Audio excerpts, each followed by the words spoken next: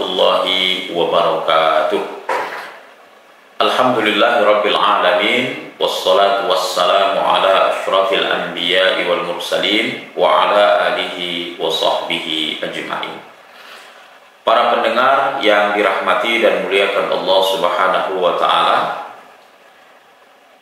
alhamdulillah wa syukrulillah, puji syukur kita kehadiran Allah Subhanahu wa taala.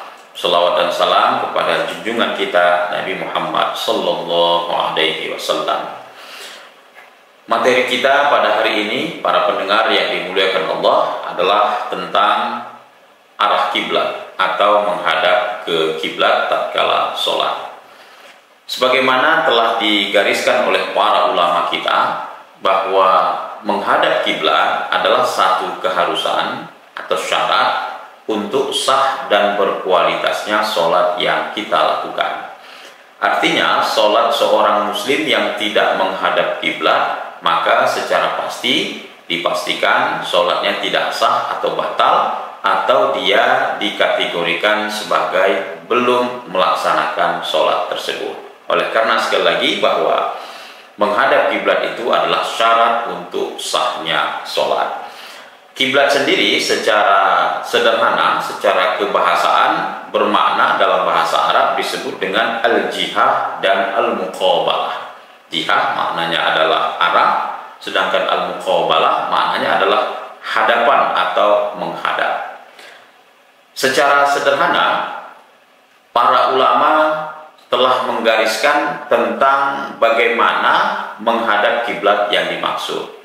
Jika kita telah dalam kajian-kajian yang dilakukan oleh para ulama, menegaskan bahwa arah kiblat bagi muslim yang berada jauh dari bangunan Ka'bah, maka arah kiblatnya adalah cukup jihatul Ka'bah, serta merta menghadap ke bangunan Ka'bah. Maknanya adalah ketika kita sholat, ketika kita arah kiblat kita tersebut, arah kita menghadap ke Ka'bah tersebut, tatkala ditarik garis lurus misalnya, tidak persis menghadap ke bangunan fisik Ka'bah, tetapi ke area Ka'bah misalnya, ke area Masjidil Haram dan seterusnya, maka dalam hal ini para ulama menyatakan sholat kita tetap sah.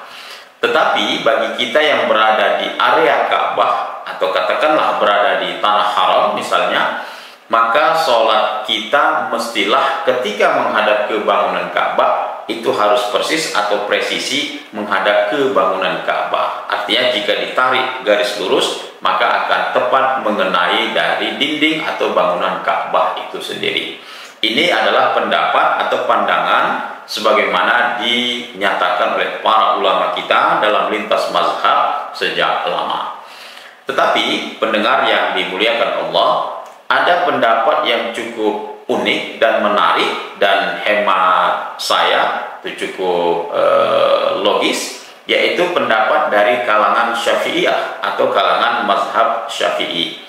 Di antaranya dalam kitab Al-Majmu' Syarh Al-Muhadzab yang ditulis oleh Al-Imam An-Nawawi, beliau menyatakan bahwa betapapun kita berada jauh dari bangunan Ka'bah, misalnya kita yang berada di Indonesia, dari Sabang sampai Merauke, betapapun kita jauh dari bangunan Ka'bah, tetap saja diharuskan, disyaratkan tatkala sholat adalah menghadap ke bangunan fisik atau ke Ainul Ka'bah. Imam An-Nawawi mengatakan bahkan secara tegas, wa illa fal, artinya jika tidak menghadap ke bangunan fisik atau Ainul Ka'bah secara presisi, fala, maka sholat kita tidak sah.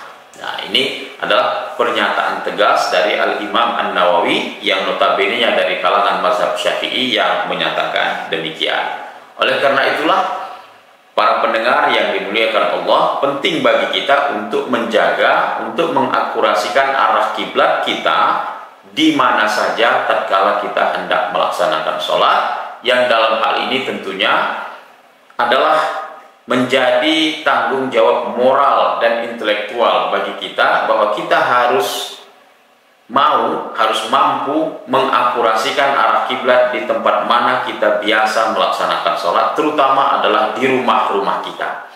Keluarga-keluarga kita, keluarga muslim kita, mesti di dalam rumah kita itu arah kiblatnya persis menghadap ke bangunan Ka'bah. Artinya jangan sampai kita sholat di tempat kita berada itu dalam sekian waktu, sekian lama, tetapi kita tidak tahu, kita tidak sadar apakah arah kiblat atau sholat yang kita lakukan di tempat berada, di kediaman kita itu persis menghadap ke bangunan Ka'bah ataukah tidak. Oleh karena itu, menjadi tanggung jawab moral, menjadi tanggung jawab intelektual bagi kita masing-masing untuk membersihkan arah kiblat tersebut.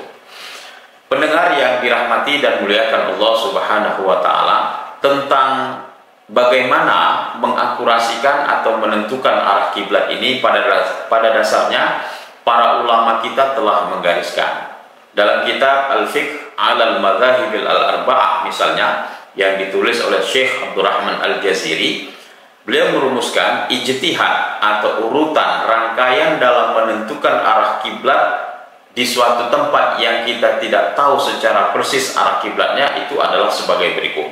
Yang pertama adalah kita disarankan berpandukan atau berpedoman kepada mihrab atau masjid yang pernah dibangun oleh para sahabat Nabi.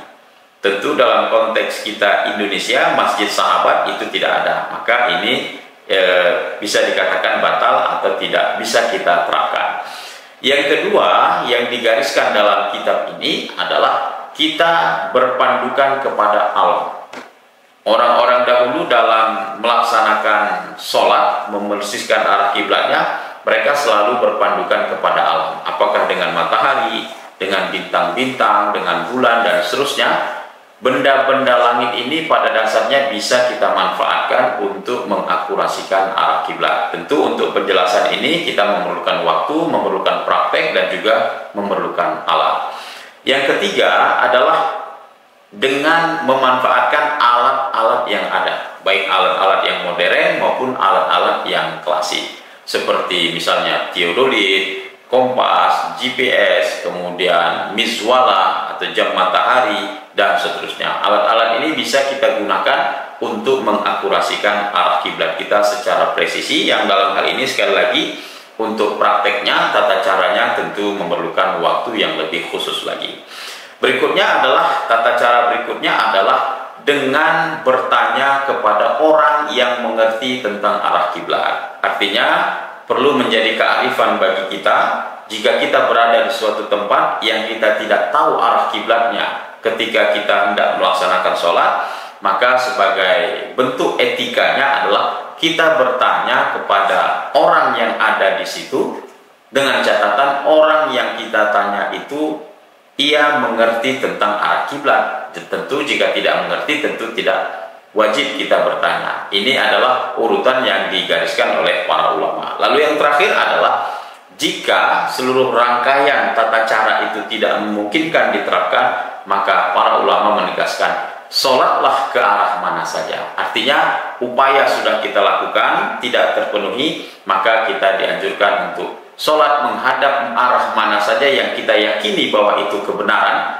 menghadap ke bangunan Ka'bah. Maka betapapun seandainya kenyataannya itu tidak persis menghadap ke bangunan Ka'bah, tapi oleh karena kita sudah berupaya sekuat tenaga dan sekemampuan kita untuk menghadap ke kiblat, maka itu tetap dikategorikan sebagai ijtihad, artinya tetap sah dan insya Allah tetap berterima di sisi Allah Subhanahu wa Ta'ala.